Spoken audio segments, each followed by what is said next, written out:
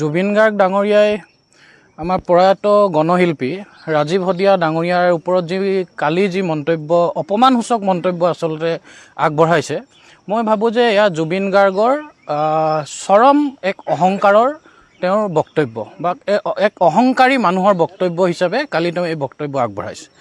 আপোনালোকে আমি সকলোৱে দেখি আছোঁ যে ৰাজীৱ হদিয়া কোন আছিল। আজি ৰাজীৱ হদিয়া ডাঙৰীয়াৰ এই দুখ লগা খবৰটো অহাৰ পিছত অসমত আপোনালোকে দেখিছে যে কেনেকৈ অসমৰ গাঁৱে ভূঞে উজনি অসমৰ বিভিন্ন গাঁৱে ভূঞে এক ব্যাপক ৰূপক এক জাতীয় জাগৰণ বা এক জাতীয় জোকাৰণিৰ সৃষ্টি হৈছে। কিন্তু এনে এক অৱস্থাত আজি জুবিন গাৰ্গ ডাঙৰীয়াই তেওঁ বহুত গান গাব পাৰে অসমৰ কাৰণে, তেওঁৰ মাতটো ভাল হ'ব পাৰে, কিন্তু তেওঁ এনেকৈ ৰাজীৱ হদিয়াক অপমান কৰাৰ ক'ত সাহস পালে?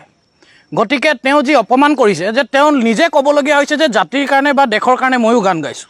ৰাজীৱ হদিয়া ডাঙৰীয়াই কোনোদিন ক'বলগীয়া হোৱা নাই যে তেওঁ জাতিৰ কাৰণে গান গাইছে। তেওঁ জাতিৰ কাৰণে গান গাইছে, জাতিৰ কাৰণে মাত মাতিছে আৰু অসমীয়াৰ হৈ কোনোদিন আপোচ কৰা নাই কাৰণে আজি তেওঁ ৰাজীৱ হদিয়া হৈছে। আজি জুবিন গাৰ্গে দাবী কৰি ক'বলগীয়া হৈছে যে জাতিৰ কাৰণে ময়ো গান গাইছোঁ। সেইখিনিয়ে মই ভাবোঁ যে ৰাজীৱ হদিয়া আৰু জুবিন গাৰ্গৰ মাজত পাৰ্থক্য। ৰাজীৱ হদিয়া ডাঙৰীয়া সদায় অমৰ হৈ থাকিব। আৰু আচলতে কথাটো কি যে যেতিয়াই মানুহে সিদ্ধান্ত লয় যে মই কোনোদিন আপোচ নকৰোঁ, যেতিয়াই মানুহে সিদ্ধান্ত লয় যে মই জাতিৰ হকে কাম কৰিম, আৰু তেতিয়াহে এজন ৰাজীৱ হদিয়াৰ জন্ম হয়। আৰু এই ৰাজীৱ হদিয়াৰ অমৰ ৰাজীৱ হদিয়া, গণশিল্পী ৰাজীৱ হদিয়া, গতিকে ৰাজীৱ হদিয়াক এনেকৈ ধৰণৰ অপমানসূচক, এনেকৈ ঠাট্টাসুলভ মন্তব্য আমি জুবিন গাৰ্গক নকৰিবলৈ আমি ভৱিষ্যতে সকীয়াই দিছোঁ। অন্যথা কিন্তু জুবিন গাৰ্গে উজনি অসমত এনেকুৱা ধৰণৰ মন্তব্য কৰাৰ কাৰণে তেওঁ কিন্তু ইয়াৰ কাৰণে তেওঁ তীব্ৰ প্ৰত্যাহ্বানৰ সন্মুখীন হ'ব। জুবিন গাৰ্গ ডাঙৰীয়াই আমাৰ প্ৰয়াত গণশিল্পী ৰাজীৱ হদিয়া ডাঙৰীয়াৰ ওপৰত কালি যি মন্তব্য অপমানসূচক মন্তব্য আচলতে আগবঢ়াইছে, মই ভাবোঁ যে এয়া জুবিন গাৰ্গৰ চৰম এক অহংকাৰৰ তেওঁৰ বক্তব্য বা এক অহংকাৰী মানুহৰ বক্তব্য হিচাপে কালি তেওঁ এই বক্তব্য আগবঢ়াইছে। আপোনালোকে আমি সকলোৱে দেখি আছোঁ যে ৰাজীৱ হদিয়া কোন আছিল। আজি ৰাজীৱ হদিয়া ডাঙৰীয়াৰ এই দুখ লগা খবৰটো অহাৰ পিছত অসমত আপোনালোকে দেখিছে যে কেনেকৈ অসমৰ গাঁৱে ভূঞে উজনি অসমৰ বিভিন্ন গাঁৱে ভূঞে এক ব্যাপক ৰূপক এক জাতীয় জাগৰণ বা এক জাতীয় জোকাৰণিৰ সৃষ্টি হৈছে।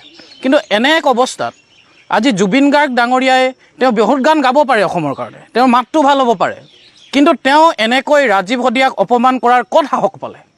গতিকে তেওঁ যি অপমান কৰিছে যে তেওঁ নিজে ক'বলগীয়া হৈছে যে জাতিৰ কাৰণে বা দেশৰ কাৰণে ময়ো গান গাইছোঁ। ৰাজীৱ হদিয়া ডাঙৰীয়াই কোনোদিন ক'বলগীয়া হোৱা নাই যে তেওঁ জাতিৰ কাৰণে গান গাইছে। তেওঁ জাতিৰ কাৰণে গান গাইছে, জাতিৰ কাৰণে মাত মাতিছে আৰু অসমীয়াৰ হৈ কোনোদিন আপোচ কৰা নাই কাৰণে আজি তেওঁ ৰাজীৱ হদিয়া হৈছে। আজি জুবিন গাৰ্গে দাবী কৰি ক'বলগীয়া হৈছে যে জাতিৰ কাৰণে ময়ো গান গাইছোঁ। সেইখিনিয়ে মই ভাবোঁ যে ৰাজীৱ হদিয়া আৰু জুবিন গাৰ্গৰ মাজত পাৰ্থক্য। ৰাজীৱ হদিয়া ডাঙৰীয়া সদায় অমৰ হৈ থাকিব।